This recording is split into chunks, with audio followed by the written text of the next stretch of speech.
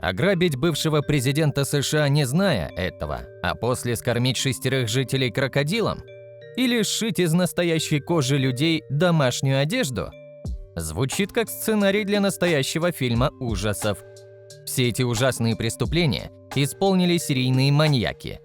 Сегодня мы расскажем вам о самых отпетых убийцах в мире, которые стали прототипами для киноперсонажей. Джек-потрошитель.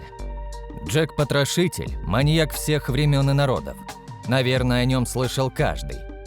Под этим именем подразумевают неизвестного, промышлявшего в злачных районах Лондона между 1888 и 1891 годами.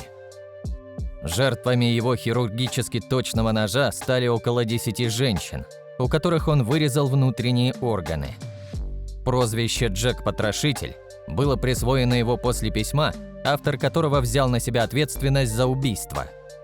Писем было много, с разными почерками и с жуткими орфографическими ошибками. Самое известное из них – так называемое письмо из ада, к которому была приложена почка одной из жертв. В кино Джек-потрошитель оказал огромное влияние на поп-культуру и, в частности, на кино. Про него сняты десятки фильмов. Причем не только хорроры и триллеры, но даже и комедии.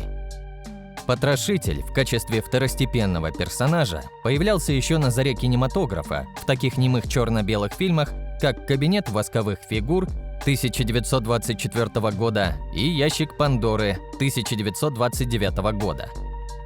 В 1976 году Джека-потрошителя сыграл Клаус Кински в немецком «Джеке-потрошителе».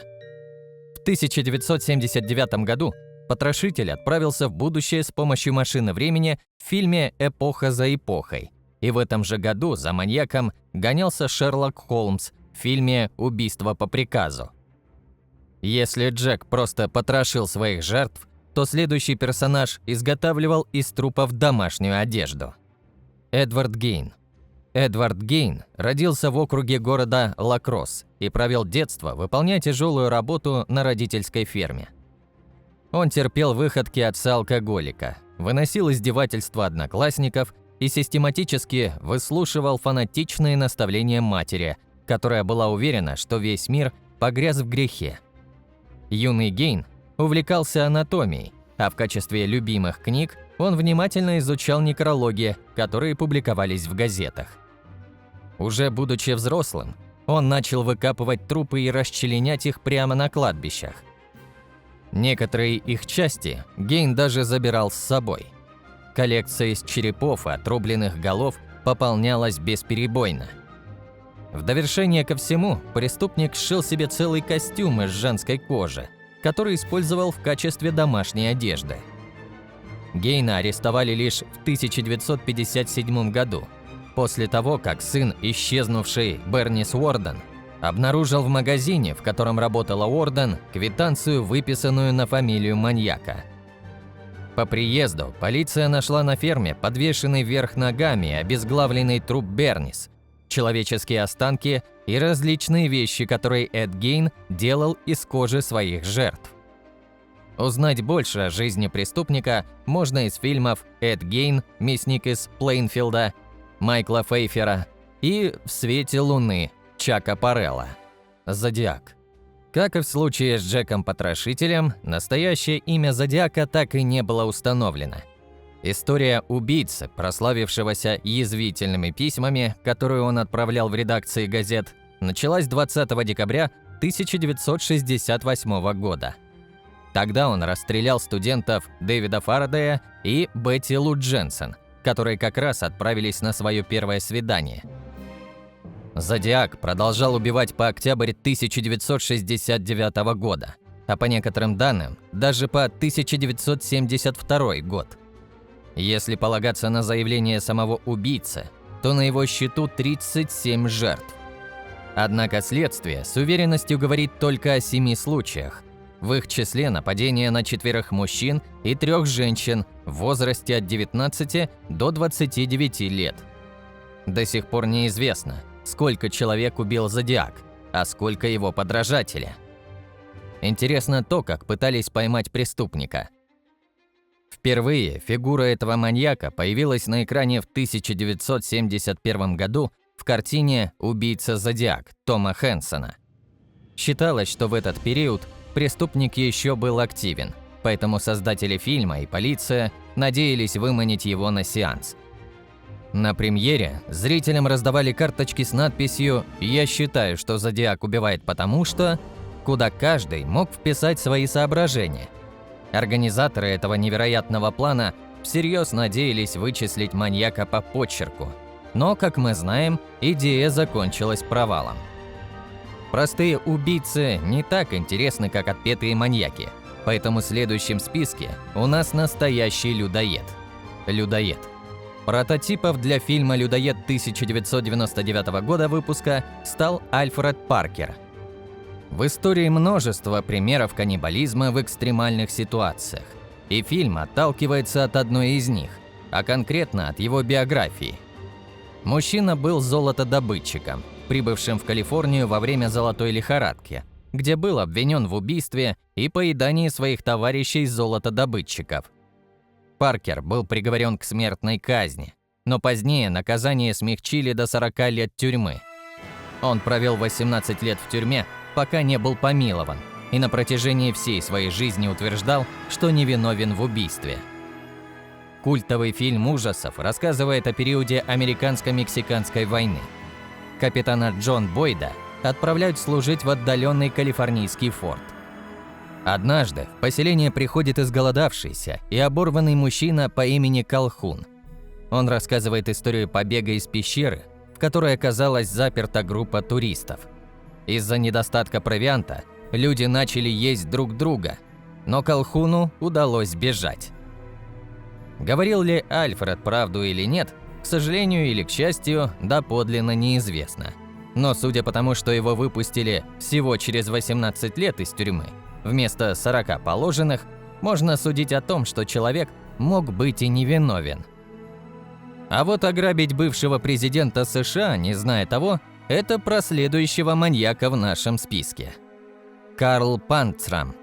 Следующий персонаж в нашем списке в жизни злющий мизантроп, матерый тюремщик, крайне живучий и один из самых лютых убийц-рецидивистов в истории Америки. На счету Карла Панцрама десятки побегов из тюрем и целая одиссея жестоких убийств и изнасилований на нескольких континентах. Вырос он в набожной многодетной семье немцев из Миннесоты. Уже в 8 лет стал доставлять проблемы окружающим. Пил, буянил, сбегал из дома и отказывался читать Библию. С 11 лет стал завсегдатаем каталажек, где многократные унижения сделали из юного Карла весьма озлобленного мальчугана. Он скитался по стране, воровал, устраивал поджоги, а после того, как его обесчестили 4 бродяг, сам начал насиловать и убивать мужчин и детей. Панцрам попал в бесконечный круговорот арестов. Его сажали в тюрьму, он сбегал, совершал новые убийства и грабежи, и его снова сажали. В 1920 году после очередного побега Панцрам умудрился, сам того не зная, обворовать дом бывшего президента США Уильяма Тафта. Награбленную сумму потратил с умом, купил яхту и отправился в кровавый круиз. Убивая, насилуя и грабя всех на своем пути, доплыл до самой Африки, где скормил крокодилам 6 туземцев. Вскоре полицейские его все-таки изловили. Суд приговорил к смертной казни путем повешения. Перед восхождением на виселицу он крикнул палачу фразу, ставшую знаменитой: «Шевелись, ублюдок! За то время, пока ты возишься, я успел бы повесить дюжину человек!» Ты не поверишь, но сам термин «серийный убийца» впервые был использован именно в отношении человека, о котором вы услышите дальше. Теодор Банди. С ранних лет Теодор Банди увлекался психологией, читал литературу о преступлениях на почве секса и пристрастился к порнографии. Вскоре в колледже, где он учился, стали пропадать молодые студентки. Банди жестоко убивал и насиловал девушек во многих городах США, чудом ускользая от полиции. от прочих маньяков отличался благопристойным социальным статусом и привлекательной внешностью, на которую клевали его жертвы. Девушки соглашались помочь красавчику со сломанной рукой донести вещи до машины, а там Банди оглушал их ломом, насиловал и душил.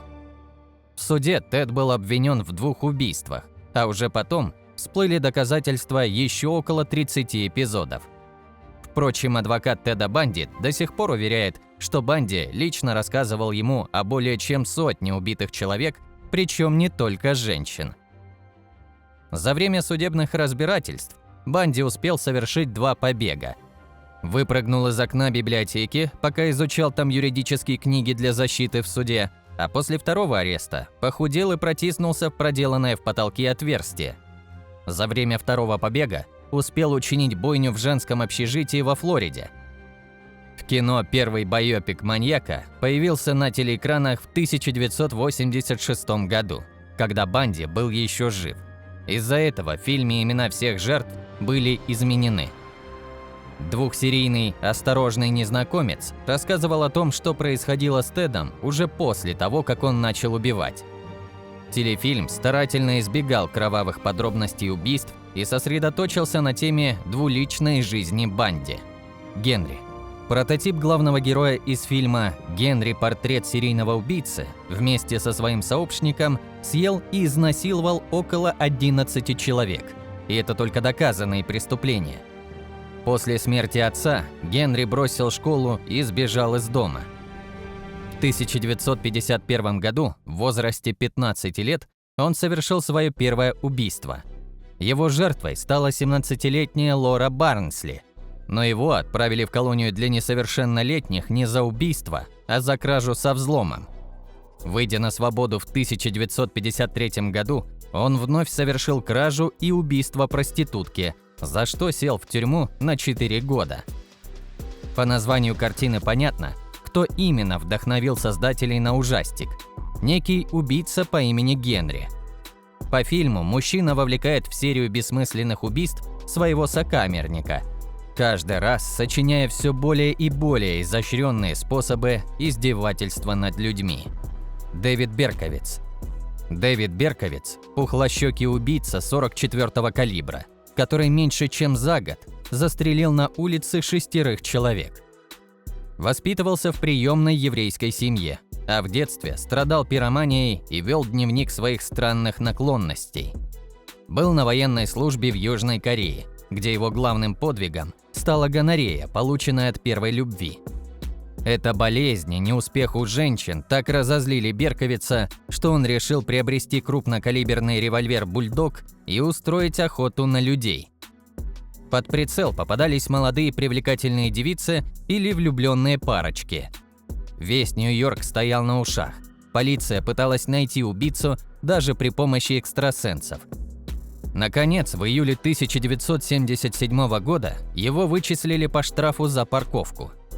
Известный фильм, в котором присутствует персонаж Берковица «Лето Сэма», поддерживающий теорию о том, что Берковиц сходил с ума от соседской собаки. При этом история маньяка является лишь фоном для основного сюжета, рассказывающего о распутных нравах бруклинской шпаны. Главную роль добродушного панка Ричи исполнил начинающий Эдриан Броди. Следующий маньяк – настоящий психопат. Питер Кюртен. Питер Кюртен стал прототипом маньяка в картине Фрица Ланга «М», предвосхитившим стилистику нуарных фильмов. Ланг решил не включать сцены насилия в сюжет. Более того, образ убийцы тоже появляется далеко не сразу. Тревожное ожидание развязки и необходимость самостоятельно осмыслить детали преступлений производили на зрителей незабываемое впечатление.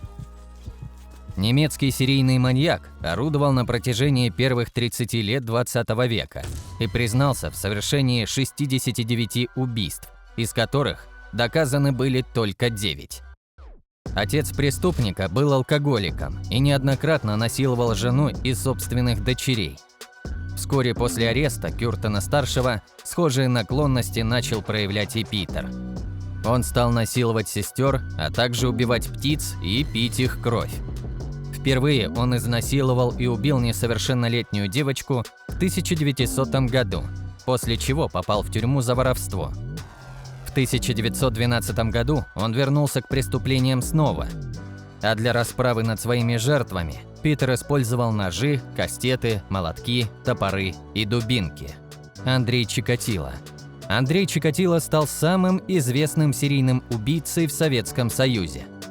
Он начал совращать несовершеннолетних еще в то время, когда был школьным учителем, а первое убийство совершил в 1982 году. По некоторым данным, первой его жертвой стала школьница Елена Закотнова.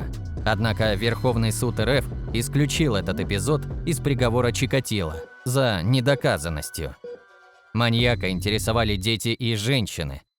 Он заманивал их в безлюдные места, наносил им тяжелые увечья, затем убивал, насиловал трупы и объедал их. Всего маньяк погубил не менее 43 человек. Маньяк убивал своих жертв максимально жестоко. Если первое убийство было из-за случайности, то после него Андрей Чикатило стал совершать преступления преднамеренно. Своих жертв он насиловал, отрезал им соски, откусывал нос. Он даже выкалывал глаза, так как боялся, что на них останется его изображение. Чикатило был приговорен к смертной казни и расстрелян. 14 февраля 1994 года его казнили выстрелом в затылок. В 90-х вышли картины «Мой дивный мир» и «Чикатило на фоне» и «Гражданин Икс» с Джеффри Джеманом. Оба фильма пытались рассказать историю Чикатило. Это были одни из самых известных маньяков в мире, которые стали популярны благодаря кинематографу. Спасибо за просмотр.